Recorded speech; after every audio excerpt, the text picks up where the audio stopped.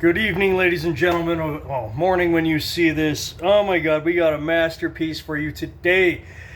Have you seen previews? Maybe you have, maybe you haven't. To The Woman King. It was only a matter of time before they did this. Now, I've said in the past, before you call me a hypocrite, like, hey, they should do movies. Their African culture is rich, so is South American, Central American. Do that instead of just slapping black and Hispanic actors into tales about white royalty and folklore. They have plenty of their own that you can do. If you really cared about progress, you would show more of the Zulu, the Zandi, the Jaguars, the Aztecs. And so they attempted, but they still couldn't help with their woke identity politics and their forced BS. So today, I dove deep. I never heard of this tribe before. I dove deep for you all to bring you the research behind The Woman King, fact or fiction. Let's dive right into this. Viola Davis from Suicide Squad, John Boyega from Star Wars, the guy they really screwed out of. He was the stormtrooper that defected. People were very interested in. And they screwed his character because Chinese don't like black people. So they shrunk him on the poster, wrote his part almost completely out from what he was meant to do. And anything he's in, he's just there to get beat up by a woman and then run to Rey for help. So, now, Viola Davis plays real life female warrior Nanisca. John Boyega plays King Gazo, or Gazo. I hope I'm pronouncing that right. He's a little before Nanisca's time. We'll get to that in a minute. So, one important thing they said when researching this movie is this movie's not just to empower women, especially black women. It's to fight, quote, white imperialist history and get the facts straight. Well, did they get the facts straight? Let's dig more. They claim not only is this movie historically accurate, it's more historically accurate than what the evil white man has written down. So, they're going to, quote, fight the French in neighboring towns who disrespected their honor and enslaved the people of the Dahomey. I hope I'm saying that right. Dahomey? D-A-H-O-M. Okay. Anyway, so, now, Nanisca would have been born 1880, and Boyega quite a bit before that. King Gazo.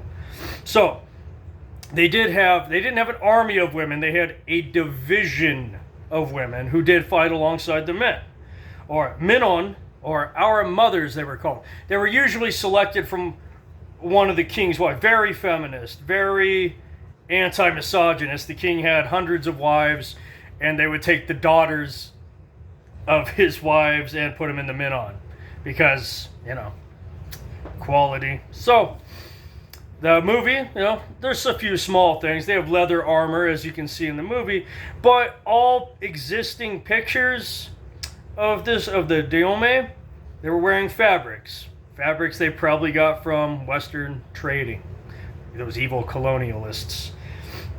Now, there are, according to the Global Brothel, a site I'd never heard of before, one of the Minon, our mothers, sold nudes to white Europeans that they did business with, I guess, and Americans. I guess you can call that the first lonely fans. Some white European women were very impressed by the muscles of the black soldiers and boned them too. So, wow, interracial relationships, 110 years before 2016, and nobody thought anything of it. Go figure. I thought racism didn't end until woke culture came around to counter Trump in 2016. You're telling me there were open, public, white and black relationships in Africa in the 1890s? Get out of here. No way. Well, the movie depicts all the women carrying swords. A single sword. All images so far. Well, starting from the early 1800s when King Gazo was there, they would have been using muskets and cannons that they got from European trading. But by the time Nanisca was born, where this movie's most likely taking place in the late 1890s, they would have had Winchester lever-action rifles, as seen in pictures, slung over the lady's shoulders. These rifles held between 9 and 15 rounds, made in America, traded from the transatlantic traders. Transatlantic traders. Now, we will get back to that in a minute. Now, whether or not it's Gazzo or Nanisca's time, one thing we know for sure, the movie is to, quote again, fight colonizers and neighboring towns who've disrespected their honor and all they live for. Yes, the movie is going to depict the Dahomey fighting against slavery from the evil white European colonizers.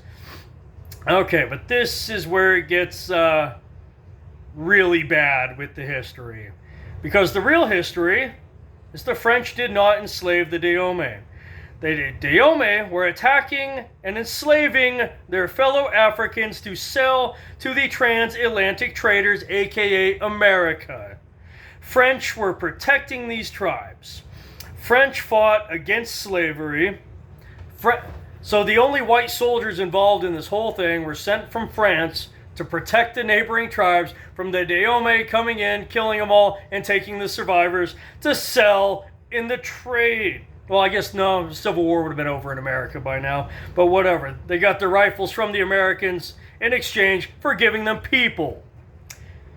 In fact, one of the main objectives for the Minoan, our mothers, was specifically going in and getting the children out while the rest of the tribe killed the parents.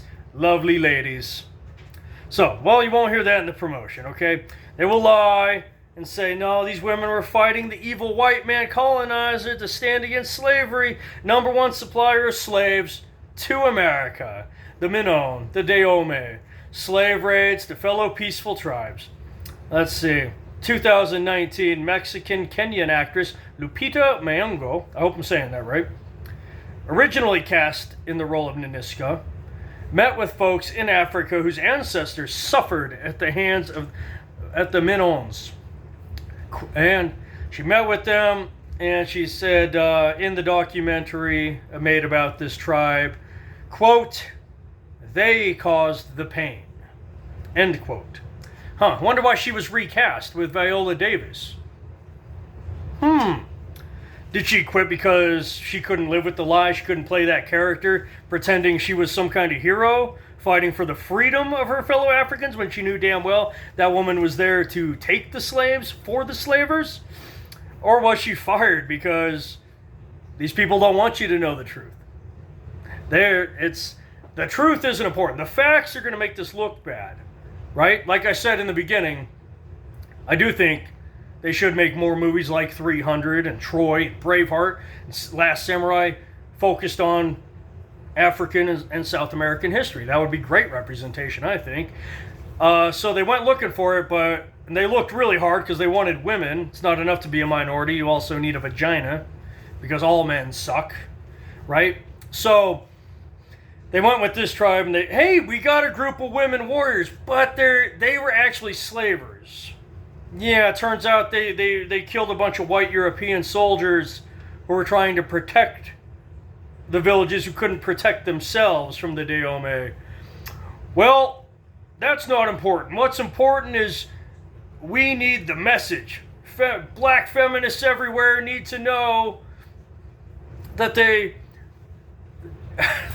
killed a bunch of white Europeans to free slaves. So we'll just change Nanisca, the Dahomey, to the freedom fighters and the white French Europeans who gave their lives protecting Africans who couldn't protect themselves as the slavers. No problem. Oh, they also had lever action repeating. That's not very powerful. We have to lie and say they used a sword to kill all the armed white Europeans. That'll be even better. Because history's not important. Again, it's just the message, yeah. So, we got to show that the white man's beneath morally and physically. So, take away the rifles, switch which side was fighting to get slaves and which one was protecting the slaves. And most of all, the title. The title. Because it is very important in 2022 that we name king women or women kings, whatever. You know, Vikings did it. They took a real life white man who existed in history. This isn't a fictional character. This isn't swapping out Ariel or MJ and Spider-Man. This man really existed. He was a Danish king. Whatever, get a black chick to play him. That'll be powerful. It's the history doesn't matter. The message matters. Oh my God, the message. So then we just saw Love and Thunder, Viking fiction, and Tessa Thompson, she shows up literally for like 10 minutes of the movie. She's there for two reasons only. One, to make it known that she, black woman, wants to be referred to as a man. Call me king. And two, because she's fucking the director. Those are literally the only two reasons she is in that movie. Taika Waititi is boning her and was like, okay, since you sucked me off, I'll give you a check. You just got to show up for 5 minutes. Give me your Tessa Thompson range of acting. Sad. Cocky. Happy. Afraid. Sad again. Yeah. Angry. Boom, man, she's got range like crazy. All right. So, but no other reason. The movie itself has a male king. John Boyega is playing the king. He's a dude. He's got a wang. He's got nuts that produce sperm. And they're still calling it the Woman King. Okay. They'll probably rewrite history again, and he'll die at the end, and Niska will take over, even though that never happened. She just led a branch. The whole military wasn't women. It was a tenth of them. She ran that tenth.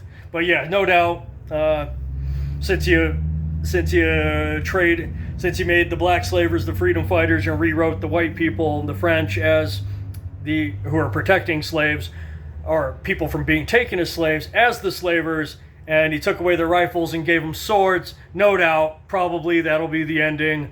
He gets killed and I will take the mantle, but no, call me queen, call me King Viola Davis. Oh my God. So anyway, there's your inside scoop on the Woman King. I'm going to guess this flatlines. I apologize in advance to everybody who's not going to watch this movie, because, you know you're going to be called a racist, and a sexist, and a transphobe, and a homophobe, and a bigot, and a bad guy from World War II. You already know that's going to happen, so I apologize to all of you in advance who have to see that on your social media every day for not wasting your money on a movie that is rewriting slavers as heroes. So long.